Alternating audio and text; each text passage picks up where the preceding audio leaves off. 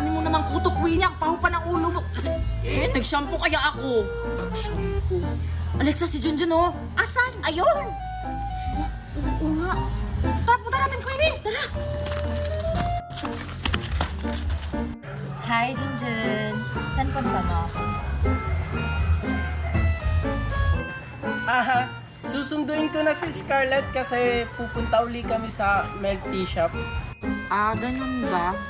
Sige, enjoy na lang kayo. Ingat ka. Thank you Alexa and Queenie. Sige, malilate na kasi ako. Bye-bye! Kailangan nating unahan si Junjun. Bakit? Anong gagawin mo, Queenie? Basta sumunod ka na lang. Tara, bilis! Ang galing-galing mo naman sa quiz kanina, Scarlett. Ay, alam ko na.